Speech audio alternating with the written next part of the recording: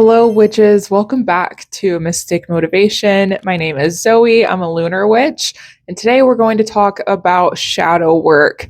I really wanted to dive into this topic today, not only because this is the upcoming theme for my online coven, this was the theme and topic that was voted on, but also because I'm a big supporter and promoter of shadow work, but I do think that in a lot of areas of witchcraft, of healing, of spirituality, it's become kind of like this elusive thing that not a lot of people can identify exactly what it is, or it's become overly complicated when that's not what we need when we're dealing with heavier things. So the purpose of today's episode is to talk about what shadow work is without the overwhelm.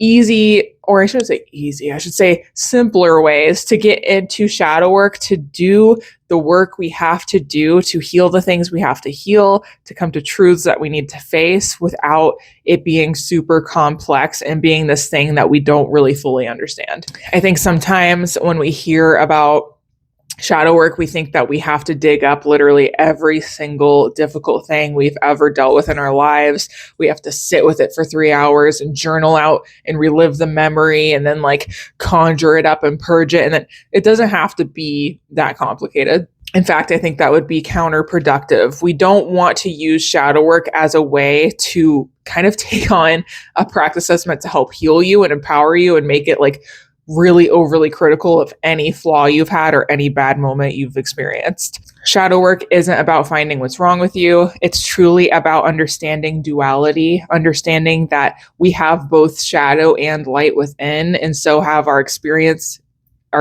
of life have been that way. You know, like we've experienced fantastic things, but we've also experienced difficult things. And it's learning how those difficult things may have shaped into a version of your shadow self that may be controlling you in some ways, or it comes through and it's really untamed. You haven't befriended it. Therefore, maybe toxic patterns or cycles come through, or you really have difficulty in a certain area because it's never been integrated. It's never been grounded. And so when we want to do shadow work, that's what we're aiming towards. It's calming the shadow self.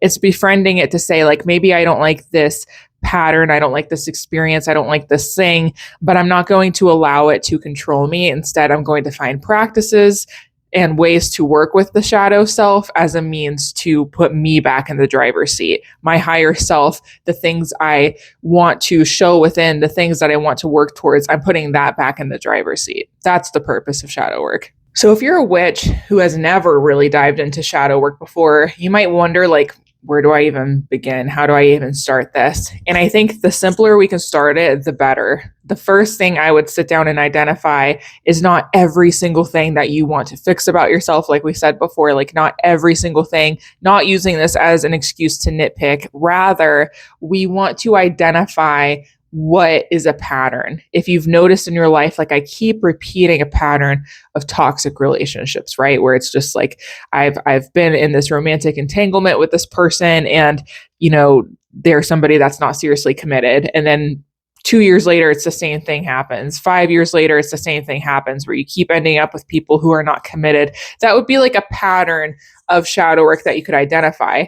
Is there work to do within myself to not allow my shadow self to take the driver's seat when being discerning about partners? That's kind of like the way we would want to start thinking about it. And it's never placing the blame on yourself for what other people are doing to you. Rather, how can I become more intuitive in myself to decide, you know, what are some context clues that can break this pattern? What are some things that can help me identify or set standards or just kind of move into new environments that would break this pattern? And so take what resonates, leave the rest. There's obviously going to be nuance with these examples because there's extremes and then there's just normal patterns of the human existence that are going to happen, right? We all develop in relationships over time through maturity. So of course, with that, take what resonates, but that's just an example of what we want to do.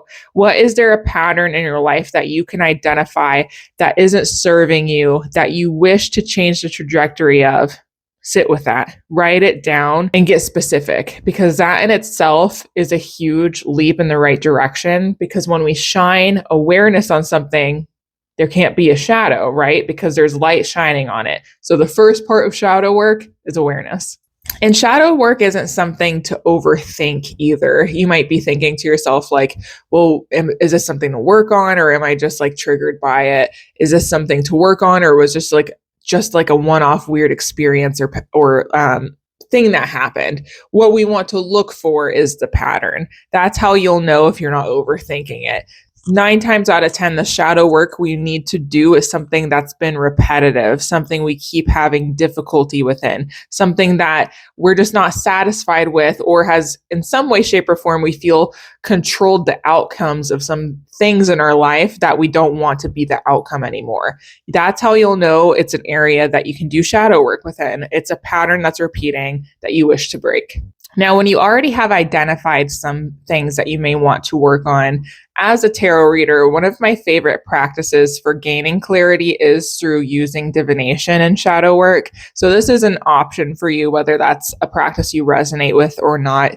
But you can do a simple 3-card spread to kind of help give you clarity on the things that are coming up for you. So maybe you do notice a pattern within self-sabotage somewhere. You can pull 3 cards, the first one representing what am I avoiding seeing, the second card representing why am I avoiding it, and the third card representing what does this part of me need from me. The beauty of tarot, through my perspective, is that it's not a tool that gives us an answer. I always tell people this: tarot cards are not a fortune telling tool. It's a tool of empowerment. It's a tool of healing. It represents the fool's journey to self-actualization. And so no matter what cards you get, it's prompting you to look within and to reflect. That is the greatest key component to shadow work, which is why I think tarot is a fantastic tool for it. You don't have to be a pro reader. You can have a little booklet that helps you interpret the cards. But ultimately, with this practice, what I would suggest is to do the 3-card pull and to journal on each card that comes out. Again, what am I avoiding seeing? Really taking time to sit with that, writing anything that comes through. Why am I avoiding it?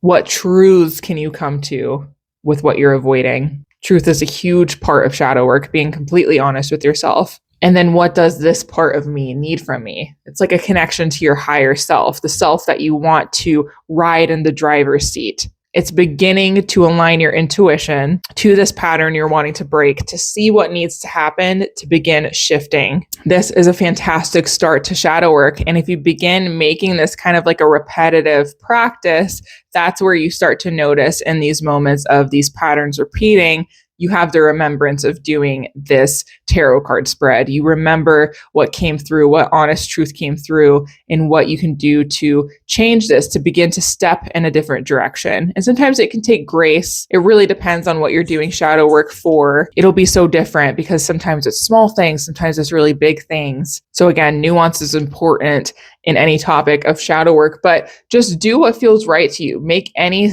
pivots that you can. Baby steps, not perfection. Shadow work is not a path to perfection that doesn't exist. We are perfectly imperfect, and that's what we want to promote. A mindset of self-trust over time, that I can choose better patterns. And so with that, it kind of brings up the question of, does shadow work, help our intuition then? Because it, when you look at it closely through these practices, through the work we need to do, it is cultivating a sense of constantly going within and just bringing awareness to something that you wish to change, or something that you wish to heal, something you wish to lessen, or something you wish to simplify. My answer to that is, it's going to be different for everybody, but ultimately, shadow work is a practice that helps you understand your internal landscape, your own internal solar system, where you over time start to identify, what's fear for me? What's anger for me? What does that look like? You can separate your fear and your anxieties from intuition over time. And it's not perfect, but this practice does give those things an identity to where you can then strengthen your intuition, therefore strengthening the version of yourself, once again, that you want in the driver's seat. For example, when you start doing shadow work and it's a practice you really integrate kind of routinely for yourself, you start to check in with your internal world and ask, like, is this my intuition speaking to me, or am I just scared of some sort of outcome because of a previous event? And so it won't always be perfect. Your intuition isn't like always 100% on forever, but with practice, with intention, we can develop a stronger intuitive voice that helps us identify, like, oh, I actually just have an anxiety around this thing. It would be a good idea to show up to said place because that will, build character development. Using that as an example, rather than, oh, my shadow self is taking the driver's seat and I'm avoiding going to this like event or this place, and just labeling it as my intuition saying not to, as a way to actually avoid something that could be very strengthening for me as a person. And so kind of with that being said, I do think it's important to note here that shadow work doesn't have to be an everyday thing. In fact, I would suggest that it's not, because that would lead to burnout. I think sometimes when people really fall in love with witchcraft, with spirituality, we have this tendency to maybe turn it into an everyday thing. And some of those things can be great and fantastic. They become like ritualistic things that actually become a part of ourselves. Like maybe you journal every morning, but it shouldn't have to be a have to thing. Some people might meditate every day or pull a few tarot cards every day. And if that resonates, if it's very calming and grounding to you, do that. But we don't want to do that with shadow work, something that can, be something that can easily turn into a way to nitpick ourselves, an everyday thing, because then that's just what's going to happen. For me, as a lunar witch, I do like to align shadow work with the moon phases. I think that breaks it up beautifully to where it's not a constant thing, but it's often enough to where I know I'm checking in with myself. So for example, new moons, waxing moons, these are about building and manifestation. So I wouldn't use shadow work necessarily here. But during full moons and waning moons, this can be about releasing. So that could be a great time to do some shadow work rituals, to do some shadow work prompts. And so maybe you know that you have 1 or 2 prompts you do every month that just kind of grounds you and makes sure that you're allowing your higher self to be in the driver's seat, and that you're not allowing there to be like kind of these buildup of fears or these avoidances of self-growth that are coming from some sort of fear or things that you've been avoiding that are harming you in some way, shape, or form. Like it's just like a way to check in with yourself. So a little biased here with the lunar work, but I do think it's a fantastic way to not make shadow work overwhelming, and you just kind of align yourself with the moon cycles to follow that ebb and flow of releasing, and then when the time is right, building again.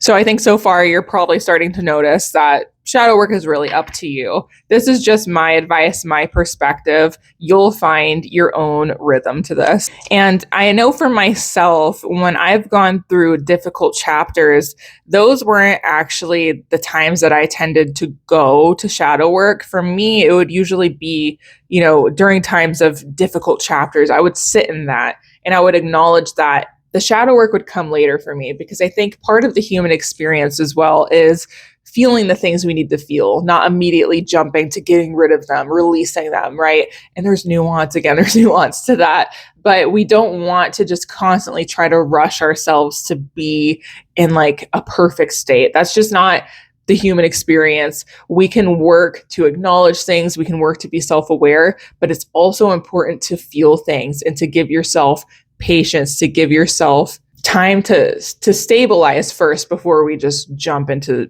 the shadow work. I think in the midst of difficult chapters, that's when we can promote grounding practices, which is another kind of important tip around shadow work, how we can refill ourselves after doing so. So doing grounding work then, like journaling practices, meditation, sticking our literal feet in the dirt, but also during those seasons where it is a difficult chapter and we just need to stabilize. So with all that being said, to simplify shadow work, say that it is something that you're here and watching this video because you want to go ahead and jump into. I think the best start is to start small and to start simple, because that becomes our foundation we can build upon. So tonight you could get out your journal and just ask yourself this one very simple prompt. What part of myself is asking to be understood right now? Maybe you're driving and listening to this. Maybe just take a moment when this podcast episode turns off to just sit and reflect on that. If you are watching this video, you're somewhere where you can grab your journal, just write down that prompt and come back to it later tonight. But regardless, either way, just take time to shine awareness on what is coming up, what is a pattern. And that's where you can begin. You don't have to identify how to fix it yet.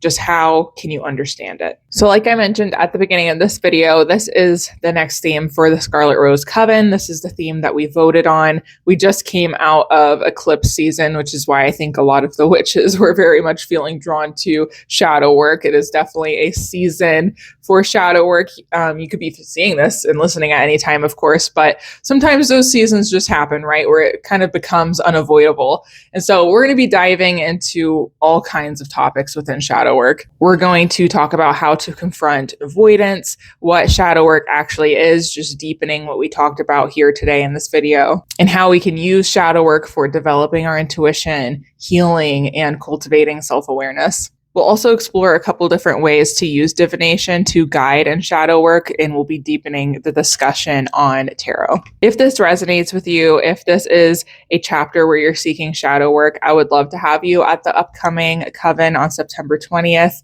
This is a membership where you gain access to our monthly video calls. You also gain access to a library of resources, workbooks, meditations, spells, rituals, online video courses. Our group chat is free to join, and we have discussions in there. So whatever calls to you, whatever resonates for you, whatever suits where you're at right now, come talk with the witches. Let's explore shadow work with community and therefore find support and empowerment. I hope this video provided a simpler look at shadow work, making it less intimidating, less overwhelming, rather a healing tool, a way to embrace our duality, not to seek perfectionism or a way to promote nitpicking ourselves, but instead just to find more inner harmony, to put your higher self in the driver's seat. If you haven't already, be sure to subscribe to my podcast. I post new videos every Monday and every Thursday, and I'll see you back here soon. Much love, witches.